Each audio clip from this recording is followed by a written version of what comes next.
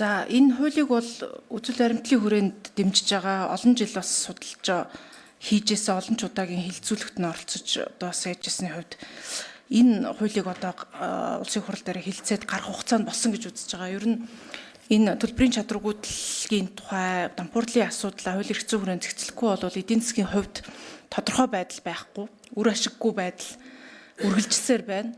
Эцэст одоо төлбөрийн чадваргүйгүй гэж байгаа ч гэсэн гол энэ хуулийн чинь утга концепц нь болохоор хуулийн хувьд ч, санхүүгийн хувьд ч, нийгмийн хувьд ч гэсэн одоо тэгш шудраг ёсыг тогтоох тийм их тэгш хуваарлт шудраг ёсыг тогтоох тогтвортой байдал буюу урьдчилан одоо predictability буюу нэг чинь нөгөө тодорхой байдлыг л санхүүгийн хувьд эдийн засгийн хувьд бий болгох гэдэг. Тэгээ тийм байхгүйгээс үүдээд одоо эрсдлээ тооцох чадвар гэх мэт асуудлууд манай энэ бизнесийн салбар, эдийн засгийн салбарт маш их удаан даймжирсан. Тэгэхээр энийг бол цааш нь хилцээд явах нь зүйтэй гэж харж байгаа. Энэ дээр яг хуулийн дээр нэг асуулт байна. Дампуурлын тухай хууль гэж байгаад дээр үе 97 оны хууль маш их цаг үеэсээ хоцордсон процесс дээр бодит байдал дээр ерөөсөө ажиллаж чаддгүй, асуудлаа шийдэж чаддгүй хууль болцсон үнэн. Шүүхтэр ч гэсэн одоо компанийг татан буулгах га дампууруулах га явахад бол энэ хизээж шийдэгдэх одоо дандаа баахан зомби компаниудтай болцсон.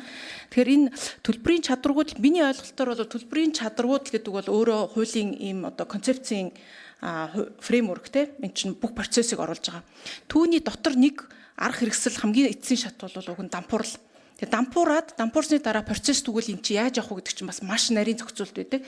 Тэгээ энэ хуулийг харахаар төлбөрийн чадваргүйд урьдчилан сэргийлэх арга хэмжээ, дахин зохион байгуулалтын асуудлууд, процессууд нэлээд наривчилж орсон боловч яг дампуурах шийдвэр гараад тэрнээс хойш яах вэ гэдэг юм тусгатаагүй юм шиг харагдаад байгаа. Тэгээ дагсан хуулийн дээр харахаар бас дампуурлын 97 оны хуулийг хүчингүй болгох хууль орж ирээгүй юм шиг харагдаад байгаа. Тэгээ энийг ер нь дампуурлын энэ процессоо яаж юу н шийдий гэж байгаа энэ хуулиараа бүтэн шийдий гэж байгаа мó давхар процесстэй явна гэж харж байгаа мó нэгдүгээр тэн дээр тодруулга авъя. Энэ л асуудлыг ерөнхийдөө хараад шийдээд хууль нэр томьёогоо зохицолчих юм бол энийг бас улсын хурал хурдан одоо гаргаж бизнес эдийн засгийн харилцаанд орж байгаа хүмүүстэй тодорхой байдлыг үсгэртэй. Хоёр дахь асуудал энэ дээр бол нэг хувь хүний дампуурл төлбөрийн чадваргүйтэй байдлын тухай хууль орж ирээгүй те.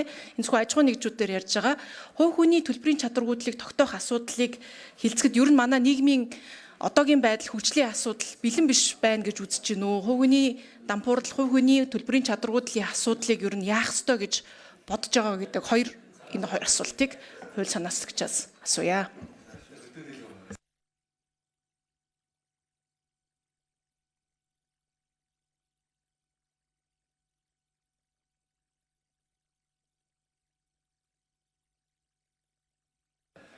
За сая энэ асуултанд сайд хариулах уу? За инхээр сайдын микрофоныг өгье. За намж гişүн асуултанд хариулъя. Тэгээ ажлын хэсгээс бас дэлгэрүүлж хариулах зүйл байвал дэлгэрүүлээд хариулахыг нь зүйтэй. За 28 жил бол бид дампуурлын тухай хууль гэдэг хуулиар явж ирсэн байна. За энэ бол анх тэр 1996 онд ер нь энэ тухайн үеийн одоо сэргээн босголт банкны хэрэг гэж том хэрэг үүсчихсэн. Тэрнээс өмнө нэлээд хэдэн банкуд дампуурсан байсан. За энэ нөхцөл байдал дээр ер нь энэ дампуурлын хууль ер нь хэрэгтэй байна. Тэгэхгүй бол их олон хүний хөрөнгө эд огшлыг яах вэ гэдэг асуудал үүссэн юм байна гэдэг. За ингээ явжээ. За дампуурлын хууль маань үндсэндээ одоо захиргааны санаачлагаар одоо дампууруулах хэд чиглэгдсэн тухайн үедээ одоо өвчин төгөлдрүүлж байгаа хууль маань 30 орчим зүйлтэй ийм хууль явж ирсэн байна.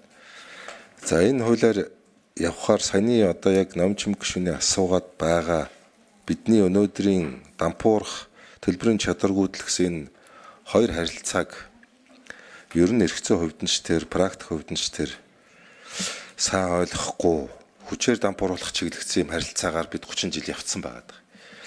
За одоо бол бид нэр энэ шүүхтэр илүүтэй захиргааны санаачлагаар биш илүү шүүх тухайн төлбөрийн чадваргүй болсон нөхцөл байдлыг үнэлж тухайн хүнийг илүү харин дампуурахгүй байхаас нь илүү урьдчилан сэргийлэх нэг талаас.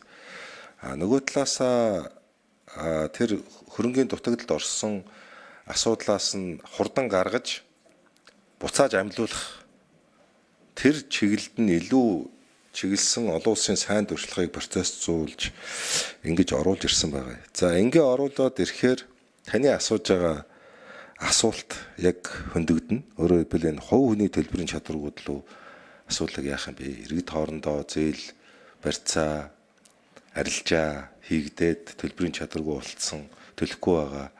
Эндээс үүссэн харилцааг яах вэ гэдэг харилцаа энэ бол том орон зай гарч ирнэ.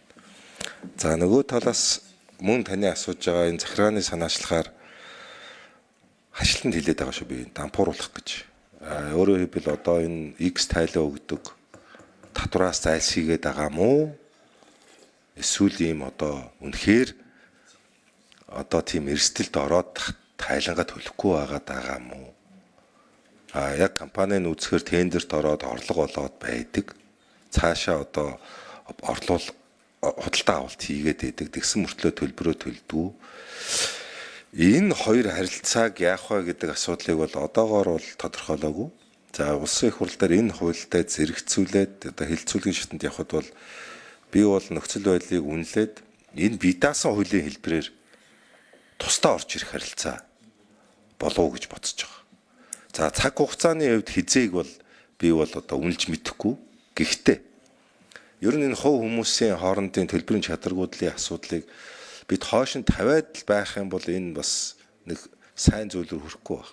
Бэлэн болцсон цаг хугацаа гэж мэдээж байхгүй байх. Бэлэн яг энэ тохиромжтой цаг хугацаа гэж байхгүй байх. Би бол цаг хугацааны хувьд бол одоо нөхцөл байдал би бүрдэж байгаа баха.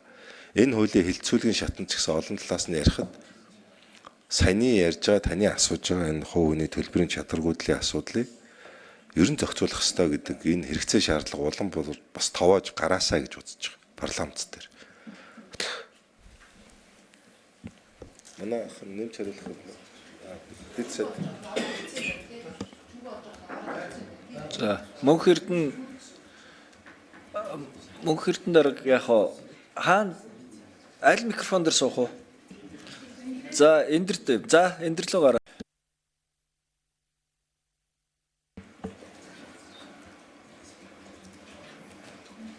Эндрийн микрофоныг өгөөрэй. За, хууль зүйн байнгын орны дарга эрхэм гишүүдийнхээ хэн өдрийн мэндийг мэдчилье. За, номжим гишүүний асуултанд хариулъя. Энэ юуны төрөнд бол энэ өмнө одоо үйлчилж байгаа хуулийн хүчингүй болох хуулийн төслийг бол бид боловсруулсан байгаа. Энд 38 дугаар хуудсан дээр байна.